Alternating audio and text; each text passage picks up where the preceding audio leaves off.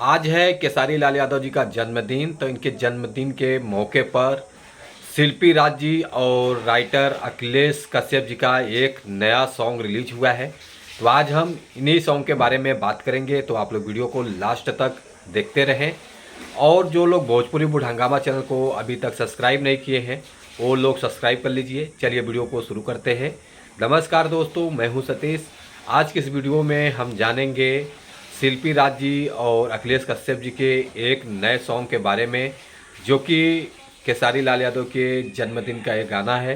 काफ़ी तगड़ा, बहुत बढ़िया रिस्पॉन्स भी मिला है, वो आगे हम बताएंगे।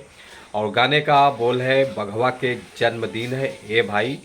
तो काफ़ी बढ़िया इन्होंने गाने को गाया हुआ है और इस गाने को डुएट सॉन्ग में गाया गया है। शिल्पी राज जी और अखिलेश कश्यप जी की आवाज़ में इस गाने को रिकॉर्ड किया गया है। और इस गाने को लिखे हैं अखिलेश कश्यप जी और मन्नू साहू जी, दो जन मिल के इस गाने को कंप्लीट किया है लिख के। और म्यूजिक डायरेक्टर हैं इस गाने के विक्की वॉक्स जी हैं, जो कि काफ़ी ज़बरदस्त इन्होंने इस गाने का म्यूजिक दिया है।